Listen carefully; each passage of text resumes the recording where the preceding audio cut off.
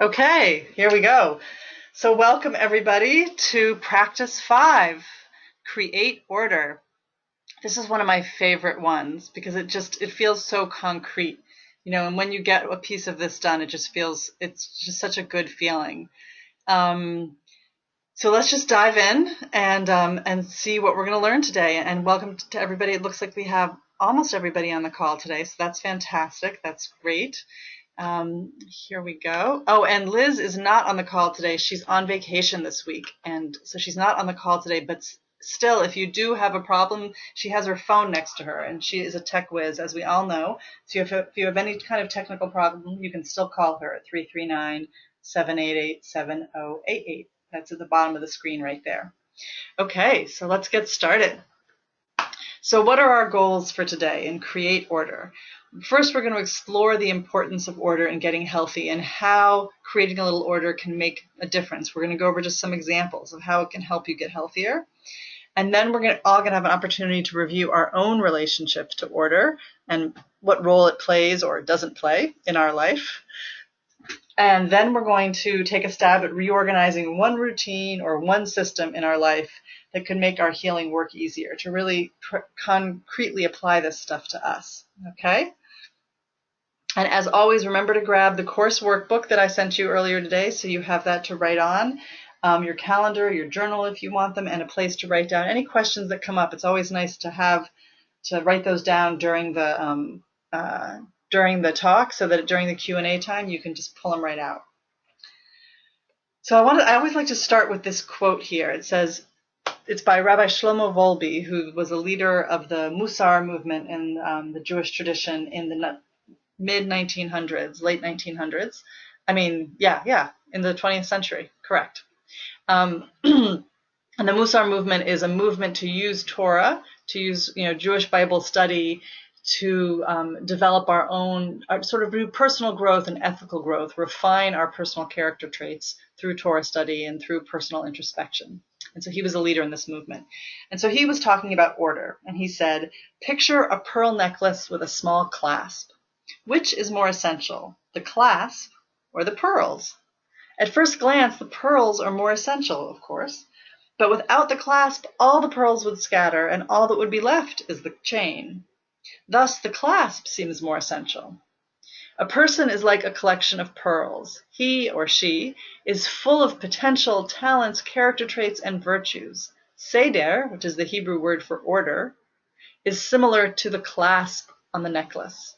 Without Seder, without order, all her virtues and talents scatter, and she is left empty. So another way, this is sort of saying without order, we can't express ourselves in the world. So left empty is maybe a little bit severe, but there is a way in which having things in order to a certain extent, having some order with our time and our space and how we use our time and our space enables us to bring our gifts into the world more readily. And so we're going to explore today, we're going to explore today how to do that and how it makes sense to do that in our own lives. So what does create order actually mean? And this is on page 1 of your workbook also, if you want to follow along. These quotes are they're adapted from the best-selling book called It's Hard to Make a Difference When You Can't Find Your Keys by Marilyn Paul, who's a good friend and teacher of mine. And that name of that book is in your workbook. So these are some things that create order means. What does it mean? It means that you can find what you want when you need it. It means that you can keep track of important information. It means that you can complete your tasks in a timely way. It means that you can arrive at your destination when you choose. That's a big one for me. I'm late quite a bit of the time. You can take action when you want and seize new opportunities when they arise. The take action when you want is also a very big one, in terms of being able to, when things are in order, it takes less self-control and less discipline to stick to your habits and your routines, because the path is cleared for you. If we remember, we go back to the elephant and the rider, the 3 things we can do to help ourselves stay on our path is to instruct the rider, motivate the elephant, right? If the rider is the rational mind, the elephant's the emotional mind, and clear the path. So much of creating order is clearing the path, is making it easier for us to do what we want to do for ourselves. You can focus on what's important to you, and you can do all of this with a great degree of presence of mind. So in some ways, one of the most important thing here is the second to last one. You can focus on what is important to you. By creating order just clears the path and it helps get rid of some of those logistical and emotional obstacles so that you can really pay attention to what's important to you. And one thing I want to say is as we go forward today, I'm going to throw out many, many, many, many different ways that we can create order in our time and in our space. And I don't want you all to get overwhelmed, or at least not to get overwhelmed for too long. I really encourage you to just choose one small thing from today that you can try moving forward. And the rest just take as ideas for the future. Put them in your mental parking lot of sometime in the future I can work on this. And the only reason why I'm offering so many different things today is because different things click with different people. Different things resonate or are important for different people. But definitely don't think that, you should be diving in to try to do all of these things. Any one of these can make an enormous difference in your life. So how are some of the ways how does order actually make things easier for us? Well, one, it reduces stress, right? Because if you can find what you need when you need it, and if you can get places on time and all of these kinds of things, you're just less stressed out. Two, routines and time management skills just make it so much easier to stick to self-care habits. Like I said, they really clear the path to enable us to do those self-care, those daily self-care habits that are just the bedrock of healing. Three, well-organized spaces are much easier to use. If your kitchen, your closet, your exercise space are well-organized and attractive, you're much more likely to use them in a way that helps you heal. And four, it's easier to take medications and supplements more regularly and really stick to what you're trying to do when you know that when everything's in order and your time and your space and everything are well ordered. Now, before I continue, I just want to say one technical thing. Because Liz is not on the call today, and sometimes we do have these audio issues, I want to invite everybody, if something happens and the audio goes out for more than about 30 seconds, you can call my phone. So folks, if you want to right now, just write down my phone number. It's 617-999-3930. That's 617-999-3930. So 617-999-3930. And if the audio is out for more than 30 seconds at any point, give me a call to make sure I know. Okay? So that shouldn't happen, but in case it does, I just want to make sure you can reach me. Okay, let's keep on going. So the next thing I'm going to do here is give you 4 examples of how order makes it easier. Just 4 really concrete examples. So the first is if you have a simple evening routine and that really helps you get into bed early, if you have a nice set of pajamas and a well-made bed and a quiet room and something nice to do, whether it's just even listen to music or read a book or light a candle, something that attracts you to your bedtime, and you get in bed every night at relatively the same time, then you get more and better sleep. You can often have time to exercise in the morning, and you have time to plan your day in the morning. And it has just such enormous healing possibilities there, just by having a simple evening routine that's attractive to you, that helps you get in bed at the same time every night. So that's one way that order can help. Another example, if you do all of your dishes every evening after dinner, then in the morning when you wake up, you have an inviting space to make green juice in the morning or to make a healthy breakfast in the morning or something like that. If you have a weekly menu and grocery list every week, then you always have the necessary ingredients for healthy food. You just always have what you need, where you need it for what you want to cook. And I like this part, other people can do the shopping for you in a pinch if you have a grocery list already set up. And the fourth example of just another way that one kind of creating order could make things easier for your healing is if you gather all of your lab results from past appointments into a notebook or on a floppy disk. What decade am I in? On a hard drive or a flash drive. Then you have more productive medical appointments, and you can also be a better advocate for yourself. So those are some examples of how creating order can just make it easier for us to get healthy and easier for us to heal. Now, before we continue, I do want to just give a couple disclaimers, or one big disclaimer. So I read a while ago, that organizing is the new dieting. And that really resonated with me, and I want to flag it as something that we need to watch out for. Because organizing and decluttering can both be immensely helpful, just like improving our diet, right? There's lots of different ways that we can improve our diet, as opposed to dieting, actually, that can be really helpful to our healing. But just like improving our diet, there are also some pitfalls that we want to be sure to avoid. So some of those include, first, organizing for appearance's sake rather than to serve your own purposes. I'm not telling anybody that their closet should look like Benetton or your kitchen should look like Better Homes and Gardens. We really just want to apply enough order so that it can help us in our healing work. Another pitfall is wasting energy feeling bad about yourself if you don't get quote unquote organized enough. We just want to add enough order to help us to do what makes sense for us. And then a third pitfall is continuing to pursue getting organized beyond the point at which it's helpful. If you have limited energy, totally reorganizing your entire basement might not be the right way to use it right now, but just reorganizing a little space so that you have some place to do your weightlifting or do your exercise or something might be the right thing. So to really figure out how much creating order makes sense and how much is just a little going overboard. So these are just some pitfalls that I want to make sure that we all keep in mind to avoid as we dive into this creating order habit. Where the goal here is really just to notice what elements in your life could be organized better to help you achieve your health goals, and to choose a couple, or even better, just choose just one thing that you can focus on for a few weeks. We're just inserting a bit of order to help us heal, and we don't want anyone to convince you that you need to do more than what's really precisely useful for you.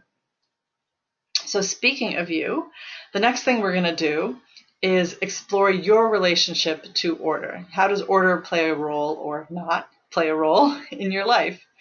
So the first question I want us each to ask ourselves is, are you a person who is more organized or less organized?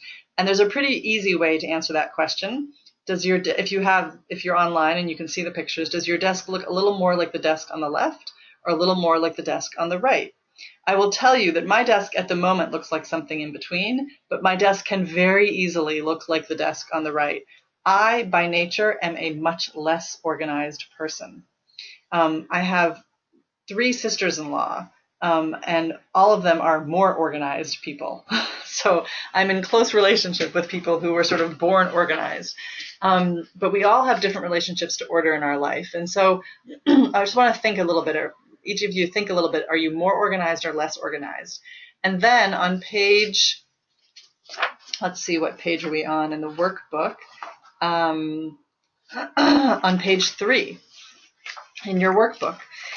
So there's certain challenges for more organized people. The issue is often the people who are more organized, they apply their organizational skills to their community service and to their work and to their family, but they don't necessarily apply their organizational skills to getting healthy because they aren't valuing their own health. And less organized people often have beliefs that limit us from becoming more organized. There are often some old attitudes and old beliefs that we have that can lead us to thinking that being more organized is bad. Like, for example, maybe we think that housework is traditional women's work and it's a waste of time, or a clean desk is a sign of an empty mind, or if you're really, really neat and orderly, then you must be very shallow. And these kinds of beliefs lead us to sort of embracing our lack of order, but in the long run, it might not serve us. So on page 4 in your workbook, what I want you to do is to look at this exercise here. And I'm going to be quiet for a few minutes while you do it. And the first thing it says is, do you consider yourself to be naturally a more organized person or a less organized person? So if you're more organized, there's 3 questions at the top of the little box. And if you're less organized, there's 3 questions at the bottom of the box for you to answer on page 4. So I'm going to let you take some time to answer those. And when you're done, if you can type done, and if you're willing to share any thoughts, any ideas that came up for you during this exercise. If you can type share, that would be fantastic. Okay, thanks.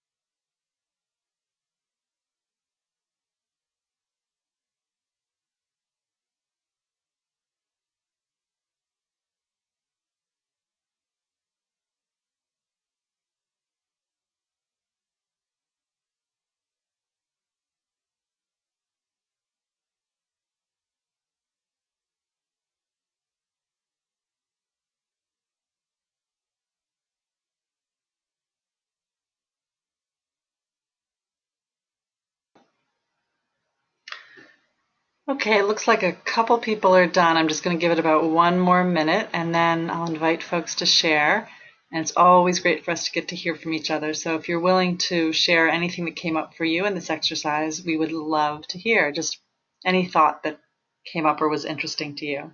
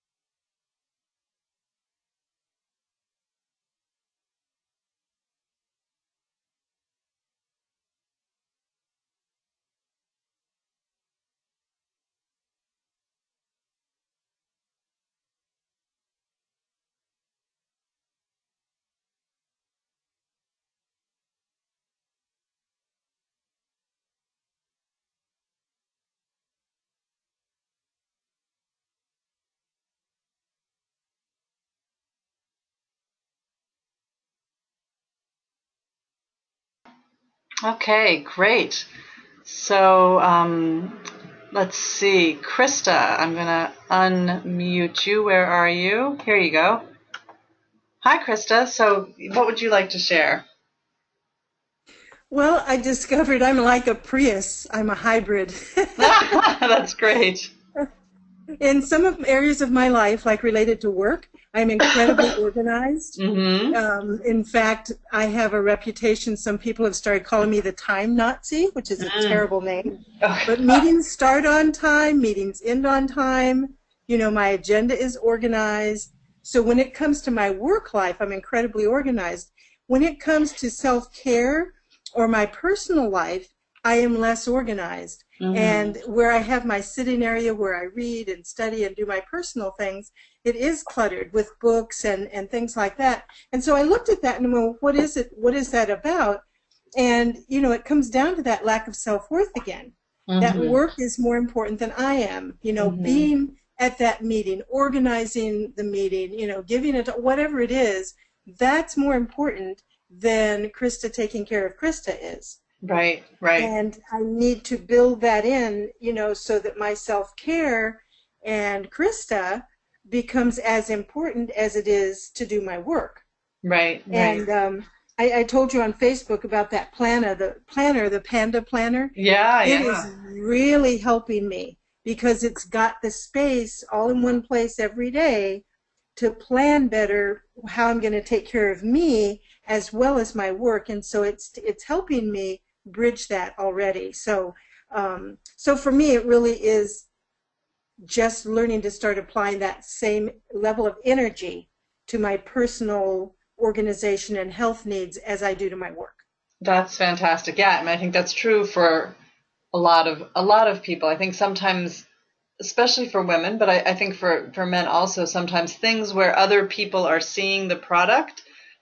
Also, if we're a little bit of people pleasers and we want, to make the Yes, people around us happy, and so we end yes. up sort of putting a lot more energy into what it makes us happy to do a good job also, but really sort of prioritizing our own satisfaction and what's just good for us down at the Yep, bottom and yep. more, and being a little bit more form over content almost, sort of how do things look Hmm. as opposed to how am I actually feeling. Right, I agree. Yes, Yeah, so yes. that's great. That's great to notice. Thank you so much for telling us. Thank you. Sure. Okay. Um, I think let me check the time. Yeah, we have one time for one more short one. And I know a couple other people said you would share. Sorry, I'll grab you on the next one. So, Julie, if you want to go ahead. Hi, Jeanette. Hi, Julie, go ahead. Well, I was writing down some things and then I learned from what Krista said. I value stuff more. Basically, I like to be organized. I know how to be organized. Mm-hmm. But when I'm overwhelmed or tired, or certain beliefs come up, like, well, I didn't eat that zucchini yesterday, but I should eat it, which I'm working on, of Julie, it goes in the compost pile. Ah, I see what you mean. It was stuff in my refrigerator that I'm not going to eat, but I feel guilty when I'm not eating it because I bought it. Uh-huh. Or I spent money on it. Or I might need it someday. And when those things happen and I'm overwhelmed and tired, I'm not organized. And from what Krista said, I think I'm a Prius too, even though I'm a more organized person. And that I want to work to value myself more than stuff. Right. That's my goal. And that's a new sentence that just came to me from what Krista said. Wow, I love it. I want to value myself. Aren't I worth more than that dress I bought 20 years ago that I will never wear again? Right, right. We all have that dress, I think. That's great. Unless we've managed to go through our closet and gotten rid of it recently. Yes, I agree. That's wonderful. Thank you so much, Julie. That's brilliant. I value myself. Aren't I more valuable than stuff? Yeah. Yes. Beautiful. Thank you. Thank you. Okay, I know there are a couple other people offered to share. I think we need to keep moving now, but I would love, but if you want to share after the next exercise, let me know and you will be top of the line. Okay, so let's move on to the next thing that we're going to explore together. On page 5 in your workbook, it's 4 strategies to create order. So we're just going to go through 4 different strategies. And again, I just want to reiterate, we're going to cover a lot of different things that you could do here. Please don't get overwhelmed with feeling like, oh no, I've got to organize my kitchen, organize my bedroom, and organize my living room, and change my calendar and all these things before I can get healthier. You know, I know that you're all too smart to do that, but sometimes emotionally that can happen to us. Really, this is about a big menu of things, and if you want to choose one small thing to do, that would be fantastic. So, to dive right in, so the first strategy for increasing order in your life is that you can reorganize a space. And it can be a small space. It can be like one shelf on your refrigerator, one kitchen in your cupboard, or one corner of your closet. So for example, you could straighten up your Tupperwares and buy new ones so that it's easier to take healthy lunches to work. If you're somebody who goes to work during the day and wants to bring healthy lunches, but you can never find good Tupperwares to put it in, you know, having really attractive, clean, new Tupperwares that match could make you more emotionally excited and logistically able to bring healthy food to work. So that's a possibility. Or reorganize a part of your closet, not even the whole closet, but just a little part, so you have all of your exercise gear in one place where it's easier to find.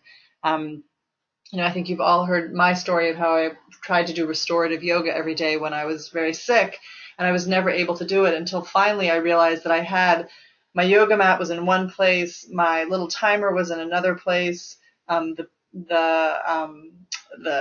eye like relaxing eye mask that I like to use was in a different place. The pillows I used were in a different room. I had to go to 5 different rooms to gather all the stuff to do my restorative yoga. Once I put it all in one place and cleared a little corner of my children's toy room for me, bam, I could do yoga. I did my restorative yoga for 20 minutes every morning. It made a huge difference. So just reorganizing one little space sometimes can make a difference. So I want to invite you, and this question is on page 5 of your workbook if you want to write it in there. What space in your home could you reorganize to support your healing work? And again, it can be a very small space. You know, it just a shelf in your fridge, a cabinet in your kitchen, a corner of your closet. It could be a small space, and not that you're committing to doing this. This is just ideas for the future. Also, I just want to point out that on page 199 to 203 in Everyday Healing, there's some great tips of how to reorganize a space. So if you want to think about that. The next strategy is number 2, establish a new routine in your life. So some examples of routines that could help create more order are clean up dishes immediately after every meal so that your kitchen is just always neat or neater anyway.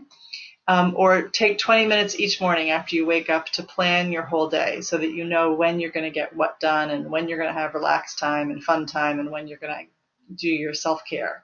So these are 2 little routines.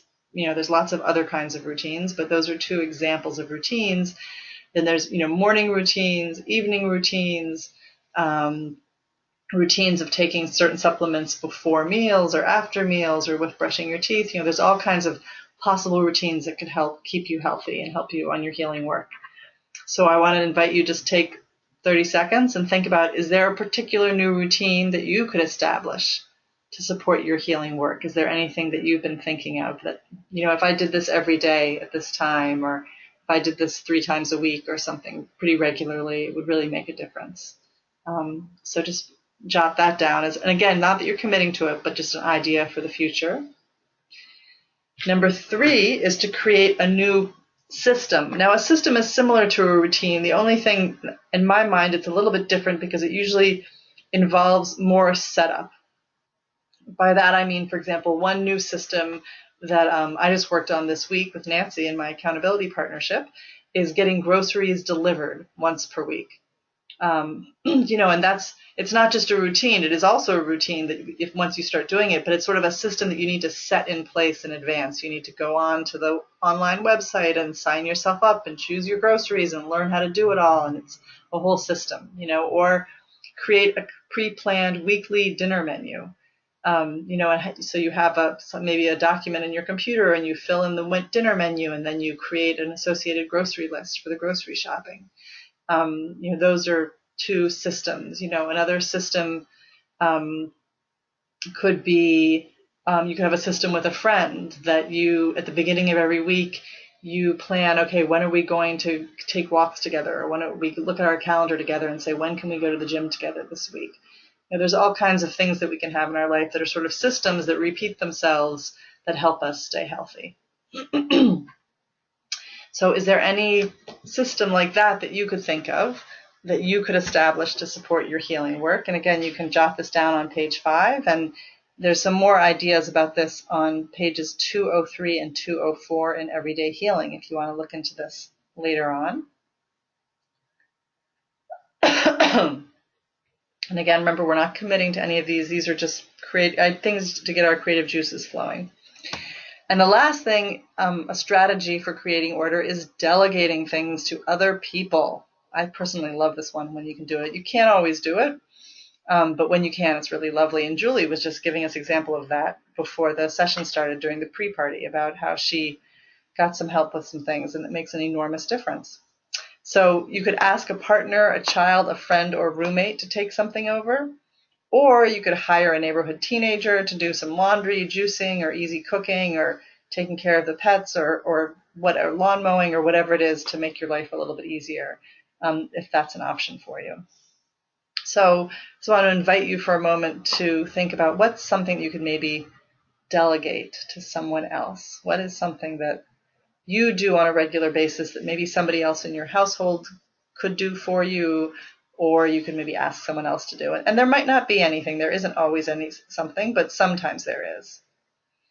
So these are all possible. Those are 4 strategies that you can use to create order. And so the next thing we're going to do, so just keep those in mind, and you've thought about them a little bit. We have these examples on page 5. And when we get to an exercise on page 7, you can go back and think about some of those to help you answer some of the questions on page 7 also. Okay. So the next thing that we're going to talk about, now that we've talked about those strategies and a lot of examples of how to create order, a little more order in our lives, we're going to look at 3 steps that you can use to overcome personal gridlock. So 3 steps that, and by personal gridlock, I mean, what do I mean by that? So for example, you have some specific self-care habit that you would like to start. You would like to be getting up earlier every morning and exercising every morning, but for some reason it just doesn't happen. Or you would like to be, going to bed by a certain time. Or you would like to be meditating at a certain time every day. Or you would like to do research, whatever it is, some self-care habit that you're trying to take on that you're just stuck. There's bottleneck there, there's gridlock, something's happening and you can't get by and you can't make it happen. Now, as you know, I always say that if that's happening to you, it's not because there's anything wrong with you, because you're disorganized or lazy or anything else. It's because there's some specific logistical or emotional obstacle getting in the way. So this is 3 steps to figure out what those obstacles are. So first we observe the gridlock to figure out what those obstacles are. Then we strategize to figure out what are the things we can do to create a little bit more order in our lives, to help us to clear the path, to help us get past those obstacles. And then we implement the change, and we try the change. And the change, actually implementing the change, often requires lots of trial and error and recalibrating to get things right. We may observe a certain routine that isn't working, and then we strategize and we think, okay, I'm going to try this. And then we implement the change and it works for a day and then it doesn't work the next day. So we got to remember to, we can get to be upset that it didn't work, but then hop back on the wagon and try again. So there is usually trial and error involved in number 3, like everything in life. So let's take an example. Let's look at an example of this 3-step habit, this 3-step process: observe, strategize, and change. So, and this is a totally concrete example from my life, and it's similar to something that I've worked through with many clients since I did this myself. So my goal when I was sick was that I needed to have a consistently early bedtime. For me, I decided that going to bed early and waking up early, especially because I had 2 small children who woke up early in the morning, would make an enormous difference in my healing. I would be able to get more and better quality sleep, and I'd be able to squeeze in a little bit of exercise before my kids woke up. So I would be able to both improve my sleep and my exercise if I could get to sleep earlier. So that was my goal. So step 1, right, is observe. Just check out what's actually going on. And my challenge at the time was every night I would put my kids to sleep, my 2 sons when they were little, around 7:30, and then I would fall asleep in their bed with them. They slept in a big double bed. And I would wake up around 8 or 8:30, and my husband often was out teaching in the evenings then. And then I would wake up, but I would feel groggy and tired, and I'd have a whole bunch of emails I had to reply to. The kitchen would be a mess from dinner, and I would have to make lunches for the kids' school day the next day. And I would be too tired and cranky to do those things. So I would just hop on the computer and start futzing and looking at things on the internet and YouTube and this and that, or reading, and all of a sudden it would be, my husband would get home, it's 11 o'clock at night, he's getting ready to go to bed, and I still haven't done all these things that needed to be done. Even if he helped me, often I wouldn't get to bed till midnight or 1, right? So that's what was going on. I was getting stuck with emails, cleaning up the kitchen, making lunches, being tired, not getting in bed. So step 2 is strategize. So I figured out that what I needed to do was shift the times of all of those things, the emails, the lunches, and cleaning up the kitchen, or I needed to delegate them. So I needed to not be doing those 3 things after dinner. And then implement the change. So the change was, for me, was that I switched, so I started doing my emails right before dinner, like the half hour before the boys and I started making dinner together. I would just take a half an hour and do my emails, and whatever couldn't get done by then, it was too bad, because I wasn't letting myself get on the computer again after 9 o'clock at night. And then the second thing I did is I set up a habit that we still have in our family, although we still struggle with it, but it most of the time, we clean the kitchens all together right after dinner. So all the dishes, all the pots, all the pans, everything gets put away together. No one leaves the kitchen until it's done as soon as we finish dinner. And then the third thing is that I had David, my husband, take over lunch making, which was very hard for me because he does not make the same kinds of lunches that I do. Back then, our kids make their own lunches now, but back then when they were little, there was less vegetable and fruit and fiber in the lunches when he made it than when I made it. But I had to decide that it was more important for me to get healthy, for me and also for my kids, than for my kids to get 1 more gram of fiber in their lunches. So I had him take over lunch making. And there was a lot of trial and error that went back and forth in all of this before I finally got it so that I was going to bed. But eventually I would put the kids to bed, I would get up, and I would just go to bed immediately myself. And I was going to bed like at 9 and getting up at 6 and getting 9 hours of sleep. And for the first year of my healing, that was really what I did. And it had an enormous impact on my ability to heal. And doing this whole process to change that evening routine was a big, big part of that whole healing process. So what I want to invite you to do now is, you can guess, the same thing, right? Try to take a look at something in your life. So we're going to go through these steps together, and then each of you could do it, and then we'll share a little bit afterwards. So the first, and we're on page 7 here. So the first thing is to choose one self-care practice, someplace where you're feeling like you have a little bit of gridlock. You know, maybe it's trying to have a consistently early bedtime. Maybe it's daily exercise. Maybe it's setting up healthier meals or snacks. Maybe it's regular meditation. Any of these possibilities. Choose one self-care practice, or, you know, regular decluttering, or whatever it is that you're having a hard time doing on a regular basis. Okay? So get that in your mind. And then go through the steps that are on page 7. The first one is to observe, you know, look at what are the logistics that are getting in the way. Because we know there's emotional things that get in the way too, but this whole create order piece is trying to get rid of all the logistical things that get in the way.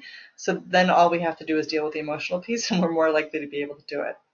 So in your workbook on page 7, there's all kinds of examples of obstacles that might be getting in the way, and you can come up with others, I'm sure. So step 1, I'm going to invite you to think about observe what goes on when you try. Imagine in your mind what happens when you try to do that particular self-care habit, and what gets in the way for you. What makes it hard logistically.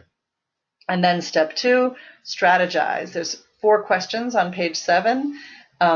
How do these things get in your way? Does it have to be this way? What are some changes I could make to overcome this? And what support could I use? Okay, so step 2 is to strategize and be creative. And then step 3 is to choose 1 or 2 of those strategies you came up with from step 2 and think about maybe implementing them this week. And again, it's trial and error, see what happens. And so write down 2 or 3 actions that you can take to make the change that you've strategized about. Okay? Now this is a bit more complicated exercise than we usually do. Let me just check where we're at. Yeah, this is great. I'm just going to, if anybody has any questions about if